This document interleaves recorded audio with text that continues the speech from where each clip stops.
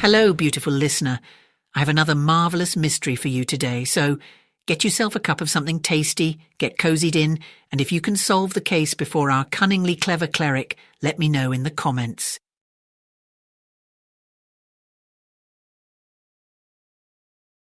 The Eye of Apollo by GK Chesterton. That singular smoky sparkle, at once a confusion and a transparency, which is the strange secret of the Thames, was changing more and more from its grey to its glittering extreme as the sun climbed to the zenith over Westminster. And two men crossed Westminster Bridge. One man was very tall and the other very short. They might even have been fantastically compared to the arrogant clock tower of Parliament and the humbler humped shoulders of the Abbey, for the short man was in clerical dress. The official description of the tall man was Monsieur Hercule Flambeau, private detective, and he was going to his new offices in a new pile of flats facing the Abbey entrance. The official description of the short man was the Reverend J. Brown, attached to St. Francis Xavier's Church, Camberwell, and he was coming from a Camberwell deathbed to see the new offices of his friend. The building was American in its skyscraping altitude, and American also in the oiled elaboration of its machinery of telephones and lifts.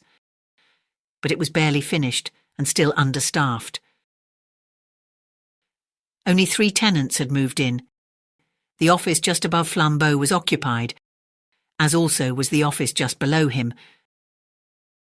The 2 floors above that and the 3 floors below were entirely bare. But the first glance at the new tower of flats caught something much more arresting. Save for a few relics of scaffolding, the one glaring object was erected outside the office just above Flambeau's. It was an enormous gilt effigy of the human eye, surrounded with rays of gold, and taking up as much room as 2 or 3 of the office windows. "What on earth is that?" asked Father Brown, and stood still. "Oh, a new religion," said Flambeau, laughing. "One of those new religions that forgive your sins by saying you never had any. Rather like Christian Science, I should think. The fact is that a fellow calling himself Caelan, I don't know what his name is except that it can't be that, has taken the flat just above me. I have 2 lady typewriters underneath me, and this enthusiastic old humbug on top. He calls himself the new priest of Apollo, and he worships the sun." "Let him look out," said Father Brown. "The sun was the cruelest of all the gods. But what does that monstrous eye mean?" "As I understand it, it is a theory of theirs," answered Flambeau, "that a man can endure anything if his mind is quite steady. Their 2 great symbols are the sun and the open eye, for they say that if a man were really healthy, he could stare at the sun." "If a man were really healthy," said Father Brown, "he would not bother to stare at it." "Well, that's all I can tell you about the new religion," went on Flambeau carelessly. "It claims, of course, that it can cure all physical diseases." "Can it cure the one spiritual disease?" asked Father Brown with a serious curiosity. "And what is the one spiritual disease?" asked Flambeau, smiling. "Oh, thinking one is quite well," said his friend. Flambeau was more interested in the quiet little office below him than in the flamboyant temple above. He was a lucid southerner, incapable of conceiving himself as anything but a Catholic or an atheist. And new religions of a bright and pallid sort were not much in his line, but humanity was always in his line, especially when it was good-looking.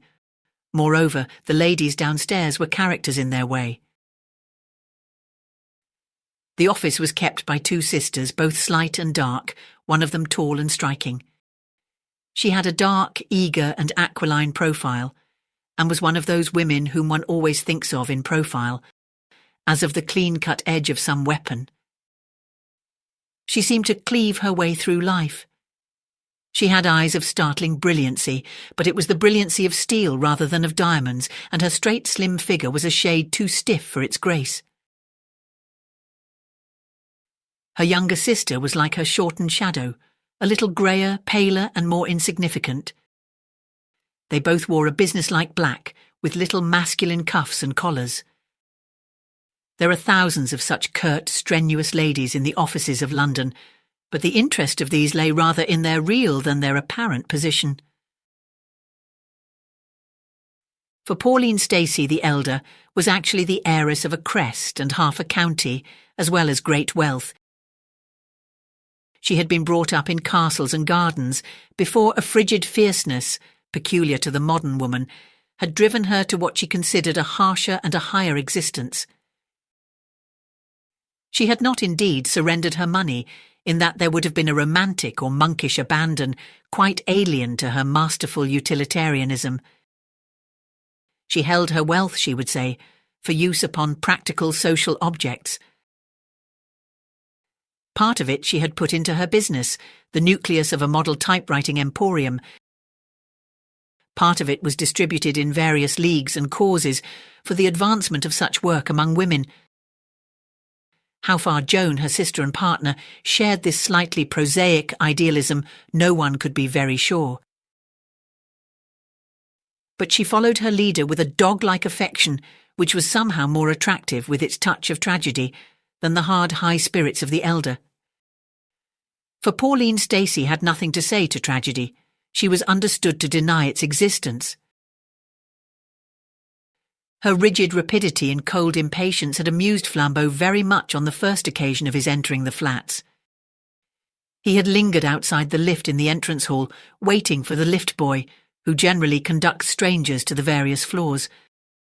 But this bright-eyed falcon of a girl had openly refused to endure such official delay. She said sharply that she knew all about the lift and was not dependent on boys, or men either. Though her flat was only 3 floors above, she managed in the few seconds of ascent to give Flambeau a great many of her fundamental views in an offhand manner. They were to the general effect that she was a modern working woman and loved modern working machinery. Her bright black eyes blazed with abstract anger against those who rebuke mechanic science and ask for the return of romance.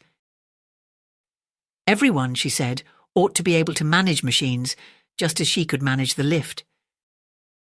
She seemed almost to resent the fact of Flambeau opening the lift door for her, and that gentleman went up to his own apartment smiling with somewhat mingled feelings at the memory of such spitfire self-dependence. She certainly had a temper, of a snappy, practical sort. The gestures of her thin, elegant hands were abrupt or even destructive. She was already in the rapids of an ethical tirade about the sickly medical notions and the morbid admission of weakness implied in such an apparatus. She dared her sister to bring such artificial, unhealthy rubbish into the place again. She asked if she was expected to wear wooden legs or false hair or glass eyes, and as she spoke, her eyes sparkled like the terrible crystal. Flambeau, quite bewildered with this fanaticism, could not refrain from asking Miss Pauline, with direct French logic, why a pair of spectacles was a more morbid sign of weakness than a lift, and why, if science might help us in the one effort, it might not help us in the other. "That is so different," said Pauline Stacey loftily. "Batteries and motors and all those things are marks of the force of man. Yes, Mr. Flambeau, and the force of woman too. We shall take our turn at these great engines that devour distance and defy time. That is high and splendid. That is really science. But these nasty props and plasters the doctors sell, why, they are just badges of poltroonery. Doctors stick on legs and arms as if we were born cripples and sick slaves. But I was freeborn, Mr. Flambeau. People only think they need these things because they have been trained in fear instead of being trained in power and courage. Just as the silly nurses tell children not to stare at the sun, and so they can't do it without blinking. But why among the stars should there be one star I may not see? The sun is not my master, and I will open my eyes and stare at him whenever I choose." "Your eyes," said Flambeau with a foreign bow, "will dazzle the sun, He took pleasure in complimenting this strange, stiff beauty, partly because it threw her a little off her balance. But as he went upstairs to his floor, he drew a deep breath and whistled, saying to himself, "So she has got into the hands of that conjurer upstairs with his golden eye." For little as he knew or cared about the new religion of Caelan, he had heard of his special notion about sun-gazing.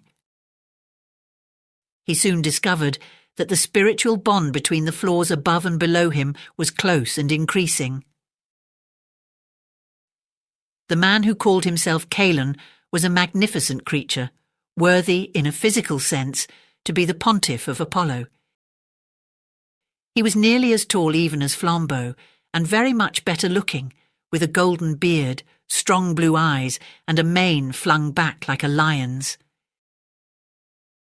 In structure, he was the blonde beast of Nietzsche, but all this animal beauty was heightened, brightened, and softened by genuine intellect and spirituality. If he looked like one of the great Saxon kings, he looked like one of the kings that were also saints. And this despite the cockney incongruity of his surroundings, the fact that he had an office halfway up a building in Victoria Street, that the clerk, a commonplace youth in cuffs and collars, sat in the outer room between him and the corridor, that his name was on a brass plate, and the gilt emblem of his creed hung above his street, like the advertisement of an oculist. All this vulgarity could not take away from the man called Caelan the vivid oppression and inspiration that came from his soul and body. When all was said, a man in the presence of this quack did feel in the presence of a great man. Even in the loose jacket suit of linen that he wore as a workshop dress in his office, he was a fascinating and formidable figure, and when robed in the white vestments and crowned with the golden circlet in which he daily saluted the sun, he really looked so splendid that the laughter of the street people sometimes died suddenly on their lips. For 3 times in the day, the new sun-worshipper went out on his little balcony in the face of all Westminster to say some litany to his shining lord. Once at daybreak, once at sunset, and once at the shock of noon. And it was while the shock of noon still shook faintly from the towers of Parliament and Parish Church that Father Brown, the friend of Flambeau, first looked up and saw the white priest of Apollo. Flambeau had seen quite enough of these daily salutations of Phoebus, and plunged into the porch of the tall building without even looking for his clerical friend to follow. But Father Brown, whether from a professional interest in ritual or a strong individual interest in tomfoolery, stopped and stared up at the balcony of the sun-worshipper, just as he might have stopped and stared up at a Punch and Judy. Caelan the prophet was already erect, with argent garments and uplifted hands, and the sound of his strangely penetrating voice could be heard all the way down the busy street, uttering his solar litany. He was already in the middle of it. His eyes were fixed upon the flaming disk. It is doubtful if he saw anything or anyone on this earth. It is substantially certain that he did not see a stunted, round-faced priest who, in the crowd below, looked up at him with blinking eyes. That was perhaps the most startling difference between even these 2 far-divided men. Father Brown could not look at anything without blinking, but the priest of Apollo could look on the blaze at noon without a quiver of the eyelid. "O sun," cried the prophet, "O star that art too great to be allowed among the stars, O fountain that flowest quietly in that secret spot that is called space, white father of all white unwearied things, white flames and white flowers and white peaks. Father, who art more innocent than all thy most innocent and quiet children, primal purity, into the peace of which—" A rush and crash like the reversed rush of a rocket was cloven with a strident and incessant yelling. 5 people rushed into the gate of the mansions as 3 people rushed out, and for an instant they all deafened each other. The sense of some utterly abrupt horror seemed for a moment to fill half the street with bad news that was all the worse because no one knew what it was. two figures remained still after the crash of commotion, the fair priest of Apollo on the balcony above, and the ugly priest of Christ below him. At last the tall figure and titanic energy of Flambeau appeared in the doorway of the mansions and dominated the little mob. Talking at the top of his voice like a foghorn, he told somebody or anybody to go for a surgeon, and as he turned back into the dark and thronged entrance, his friend Father Brown dipped in insignificantly after him. Even as he ducked and dived through the crowd, he could still hear the magnificent melody and monotony of the solar priest still calling on the happy God, who is the friend of fountains and flowers. Father Brown found Flambeau and some 6 other people standing round the enclosed space into which the lift commonly descended. But the lift had not descended. Something else had descended, something that ought to have come by a lift. For the last 4 minutes Flambeau had looked down on it, had seen the brained and bleeding figure of that beautiful woman who denied the existence of tragedy. He had never had the slightest doubt that it was Pauline Stacey, and though he had sent for a doctor, he had not the slightest doubt that she was dead. He could not remember for certain whether he had liked her or disliked her. There was so much both to like and dislike. But she had been a person to him, and the unbearable pathos of details and habit stabbed him with all the small daggers of bereavement. He remembered her pretty face and priggish speeches with a sudden secret vividness, which is all the bitterness of death. In an instant, like a bolt from the blue, like a thunderbolt from nowhere, that beautiful and defiant body had been dashed down the open well of the lift to death at the bottom. Was it suicide? With so insolent an optimist it seemed impossible. Was it murder? But who was there in those hardly inhabited flats to murder anybody? In a rush of raucous words, which he meant to be strong and suddenly found weak, he asked, "Where was that fellow Caelan?" A voice, habitually heavy, quiet and full, assured him that Caelan for the last 15 minutes had been away up on his balcony, worshipping his god. When Flambeau heard the voice, and felt the hand of Father Brown, he turned his swarthy face and said abruptly, "Then if he has been up there all the time, who can have done it?" "Perhaps," said the other, "we might go upstairs and find out. We have half an hour before the police will move." Leaving the body of the slain heiress in charge of the surgeons, Flambeau dashed up the stairs to the typewriting office, found it utterly empty, and then dashed up to his own. Having entered that, he abruptly returned with a new and white face to his friend. "Her sister," he said, with an unpleasant seriousness. "Her sister seems to have gone out for a walk." Father Brown nodded. "Or she may have gone up to the office of that Sun man," he said. "If I were you, I should just verify that, and then let us all talk it over in your office. No," he added suddenly, as if remembering something. "Shall I ever get over that stupidity of mine? Of course, in their office downstairs." Flambeau stared, but he followed the little father downstairs to the empty flat of the Staceys, where that impenetrable pastor took a large red leather chair in the very entrance, from which he could see the stairs and landings, and waited. He did not wait very long. In about 4 minutes, 3 figures descended the stairs, alike only in their solemnity. The first was Joan Stacey, the sister of the dead woman. Evidently she had been upstairs in the temporary temple of Apollo. The second was the priest of Apollo himself, his litany finished, sweeping down the empty stairs in utter magnificence. Something in his white robes, beard and parted hair had the look of Dawes Christ leaving the praetorium. The third was Flambeau, black-browed and somewhat bewildered. Miss Joan Stacey, dark, with a drawn face and hair prematurely touched with grey, walked straight to her own desk and set out her papers with a practical flap. The mere action rallied everyone else to sanity. If Miss Joan Stacey was a criminal, she was a cool one.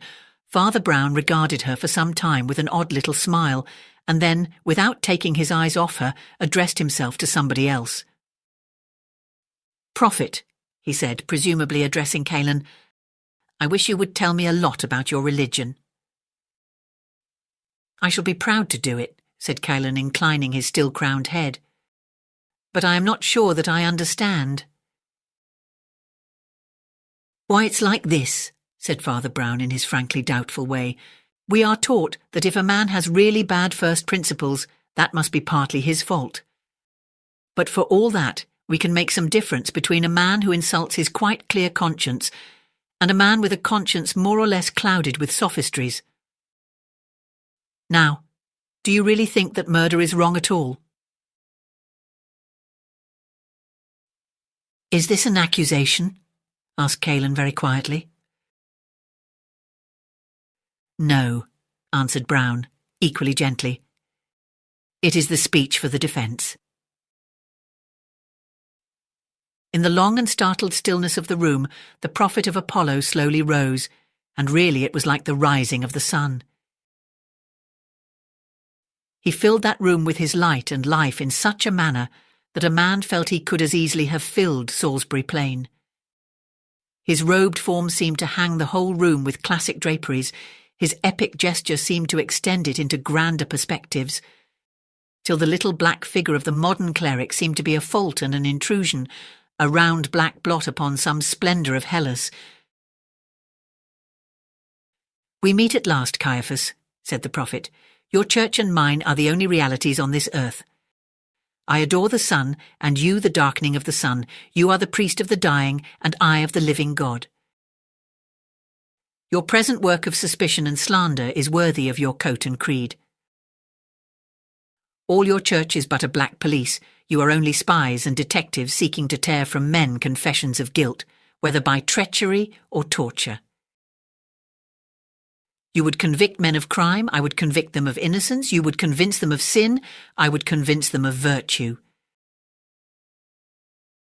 Reader of the books of evil, one more word before I blow away your baseless nightmares forever. Not even faintly could you understand how little I care whether you can convict me or no.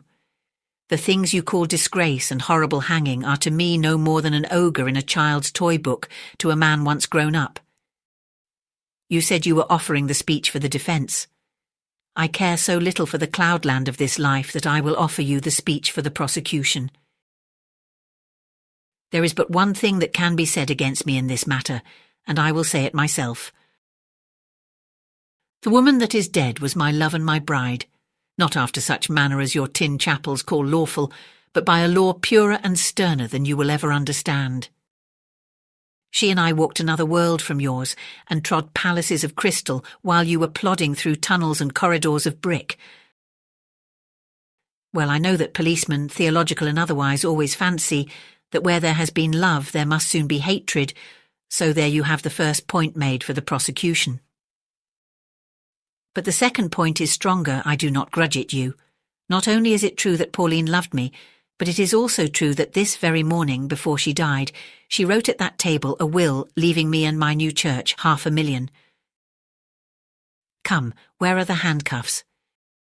Do you suppose I care what foolish things you do with me? Penal servitude will only be like waiting for her at a wayside station. The gallows will only be going to her in a headlong car. He spoke with the brain-shaking authority of an orator, and Flambeau and Joan Stacey stared at him in amazed admiration. Father Brown's face seemed to express nothing but extreme distress. He looked at the ground with one wrinkle of pain across his forehead. The prophet of the sun leaned easily against the mantelpiece and resumed. In a few words, I have put before you the whole case against me, the only possible case against me. In fewer words still, I will blow it to pieces, so that not a trace of it remains. As to whether I have committed this crime, the truth is in one sentence. I could not have committed this crime. Pauline Stacey fell from this floor to the ground at 12 minutes.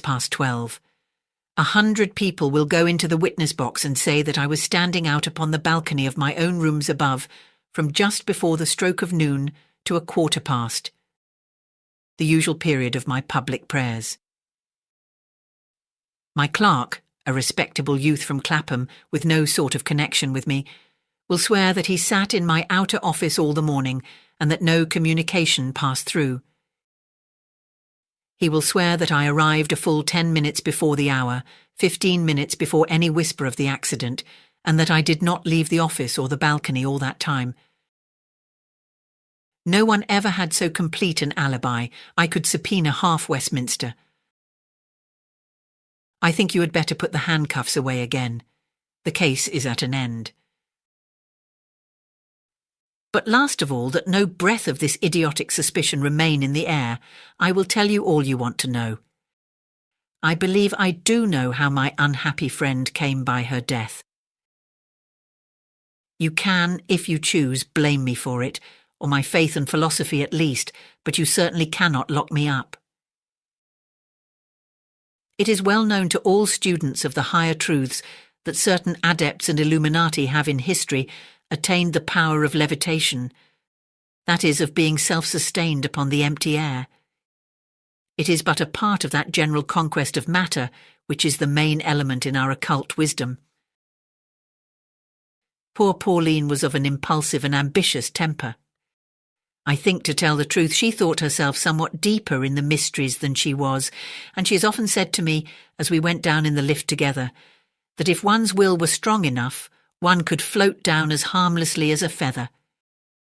I solemnly believe that in some ecstasy of noble thoughts she attempted the miracle. Her will or faith must have failed her at the crucial instant, and the lower law of matter had its horrible revenge. There is the whole story, gentlemen, very sad and, as you think, very presumptuous and wicked, but certainly not criminal or in any way connected with me. In the shorthand of the police courts, you had better call it suicide. I shall always call it heroic failure for the advance of science and the slow scaling of heaven. It was the first time Flambeau had ever seen Father Brown vanquished. He still sat looking at the ground, with a painful and corrugated brow, as if in shame. It was impossible to avoid the feeling which the prophet's winged words had fanned, that here was a sullen professional suspector of men overwhelmed by a prouder and purer spirit of natural liberty and health. At last he said, blinking as if in bodily distress, "Well, if that is so, sir, you need do no more than take the testamentary paper you spoke of and go. I wonder where the poor lady left it." "It will be over there on her desk by the door, I think," said Caelan, with that massive innocence of manner that seemed to acquit him wholly. "She told me specially she would write it this morning, and I actually saw her writing as I went up in the lift to my own room." "Was her door open then?" asked the priest, with his eye on the corner of the matting. "Yes," said Caelan calmly. "Ah, it has been open ever since," said the other, and resumed his silent study of the mat. "There is a paper over here," said the grim Miss Joan in a somewhat singular voice. She had passed over to her sister's desk by the doorway and was holding a sheet of blue foolscap in her hand. There was a sour smile on her face that seemed unfit for such a scene or occasion, and Flambeau looked at her with a darkening brow. Calon the prophet stood away from the paper with that loyal unconsciousness that had carried him through. But Flambeau took it out of the lady's hand and read it with the utmost amazement. It did indeed begin in the formal manner of a will, but after the words "I give and bequeath all of which I die possessed," the writing abruptly stopped with a set of scratches, and there was no trace of the name of any legatee. Flambeau, in wonder, handed this truncated testament to his clerical friend, who glanced at it and silently gave it to the priest of the sun. An instant afterwards, that pontiff in his splendid sweeping draperies had crossed the room in 2 great strides and was towering over Joan Stacey, his blue eyes standing from his head. "What monkey tricks have you been playing here?" he cried. "That's not all Pauline wrote." They were startled to hear him speak in quite a new voice, with a Yankee shrillness in it. All his grandeur and good English had fallen from him like a cloak. "That is the only thing on her desk," said Joan, and confronted him steadily with the same smile of evil favour. Of a sudden, the man broke out into blasphemies and cataracts of incredulous words. There was something shocking about the dropping of his mask. It was like a man's real face falling off. "See here," he cried in broad American when he was breathless with cursing. "I may be an adventurer, but I guess you're a murderess. Yes, gentlemen, here's your death explained, and without any levitation. The poor girl is writing a will in my favour. Her cursed sister comes in, struggles for the pen, drags her to the well and throws her down before she can finish it. Sarkis. I reckon we want the handcuffs after all." "As you have truly remarked," replied Joan with ugly calm, "your clerk is a very respectable young man who knows the nature of an oath, and he will swear in any court that I was up in your office arranging some typewriting work for 5 minutes before and 5 minutes after my sister fell. Mr. Flambeau will tell you that he found me there." There was a silence. "Why then," cried Flambeau, "Pauline was alone when she fell, and it was suicide." "She was alone when she fell," said Father Brown, "but it was not suicide." "Then how did she die?" asked Flambeau impatiently. "She was murdered." "But she was alone," objected the detective. "She was murdered when she was all alone," answered the priest. All the rest stared at him, but he remained sitting in the same old dejected attitude, with a wrinkle in his round forehead and an appearance of impersonal shame and sorrow. His voice was colourless and sad. "What I want to know," cried Callan with an oath, "is when the police are coming for this bloody and wicked sister. She's killed her flesh and blood. She's robbed me of $500,000 that was just as sacredly mine as—" "Come, come, prophet," interrupted Flambeau with a kind of sneer. "Remember that all this world is a cloudland." The Hierophant of the sun god made an effort to climb back on his pedestal. "It is not the mere money," he cried, "though that would equip the cause throughout the world.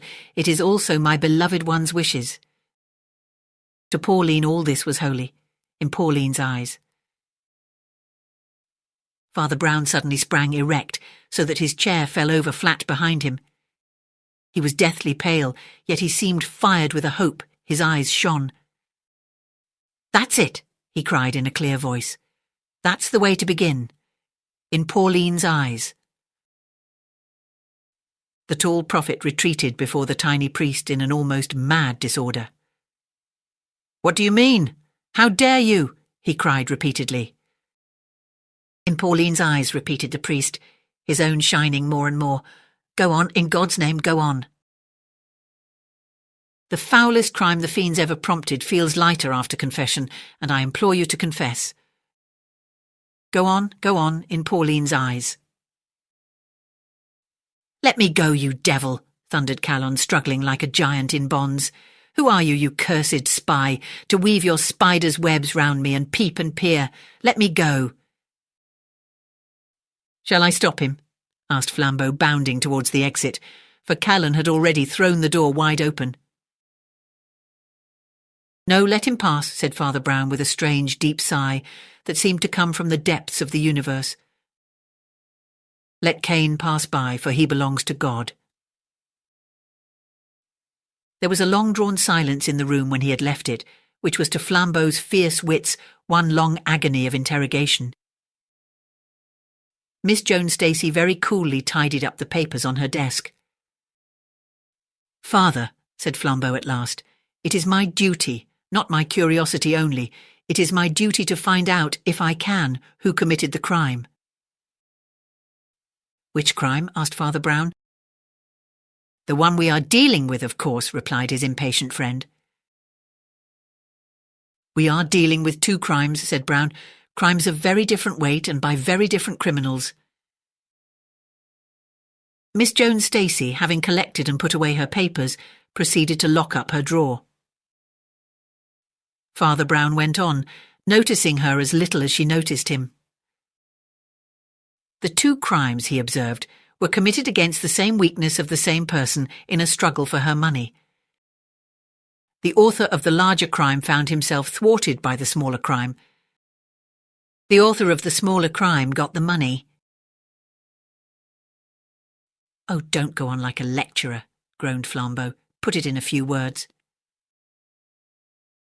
"I can put it in one word," answered his friend. Miss Jones Stacy skewered her businesslike black hat onto her head with a businesslike black frown before a little mirror, and as the conversation proceeded took her handbag and umbrella in an unhurried style and left the room. "The truth is one word and a short one," said Father Brown. "Pauline Stacy was blind." "Blind," repeated Flambeau, and rose slowly to his whole huge stature. "She was subject to it by blood," Brown proceeded. "Her sister would have started eyeglasses if Pauline would have let her, but it was her special philosophy or fad that one must not encourage such diseases by yielding to them. She would not admit the cloud, or she tried to dispel it by will, so her eyes got worse and worse with straining, but the worst strain was to come. It came with this precious prophet, or whatever he calls himself, who taught her to stare at the hot sun with the naked eye. It was called accepting Apollo. Oh, if these new pagans would only be old pagans, they would be a little wiser. The old pagans knew that mere naked nature worship must have a cruel side. They knew that the eye of Apollo can blast and blind. There was a pause, and the priest went on in a gentle and even broken voice. "Whether or no that devil deliberately made her blind, there is no doubt that he deliberately killed her through her blindness. The very simplicity of the crime is sickening. You know he and she went up and down in those lifts without official help. You know also how smoothly and silently the lifts slide." Caelan brought the lift to the girls' landing and saw her through the open door, writing in her slow, sightless way the will she had promised him. He called out to her cheerily that he had the lift ready for her, and she was to come out when she was ready. Then he pressed a button and shot soundlessly up to his own floor, walked through his own office, out onto his own balcony, and was safely praying before the crowded street when the poor girl, having finished her work, ran gaily out to where lover and lift were to receive her, and stepped. "Don't," cried Flambeau. "He ought to have got 500,000 by pressing that button," continued the little father, in the colourless voice in which he talked of such horrors. But that went smash. It went smash because there happened to be another person who also wanted the money, and who also knew the secret about poor Pauline's sight. There was one thing about that will that I think nobody noticed. Although it was unfinished and without signature, the other Miss Stacy and some servant of hers had already signed it as witnesses. Joan had signed first, saying Pauline could finish it later with a typical feminine contempt for legal forms. Therefore, Joan wanted her sister to sign the will without real witnesses. Why? I thought of the blindness and felt sure she had wanted Pauline to sign in solitude because she had wanted her not to sign at all. People like the Stacys always use fountain pens, but this was specially natural to Pauline. By habit and her strong will and memory, she could still write almost as well as if she saw, but she could not tell when her pen needed dipping. Therefore her fountain pens were carefully filled by her sister, all except this fountain pen. This was carefully not filled by her sister. The remains of the ink held out for a few lines, and then failed altogether. And the prophet lost £500,000 and committed one of the most brutal and brilliant murders in human history for nothing. Flambeau went to the open door and heard the official police ascending the stairs. He turned and said, You must have followed everything devilish close to have traced the crime to Calon in 10 minutes. Father Brown gave a sort of start. "Oh, to him," he said. "No, I had to follow rather close to find out about Miss Joan and the fountain pen, but I knew Calon was the criminal before I came into the front door." "You must be joking," cried Flambeau. "I'm quite serious," answered the priest. "I tell you, I knew he had done it even before I knew what he had done." "But why?" said Flambeau. "These pagan Stoics," said Brown reflectively, "always fail by their strength. There came a crash and a scream down the street, and the priest of Apollo did not start or look round. I did not know what it was, but I knew that he was expecting it."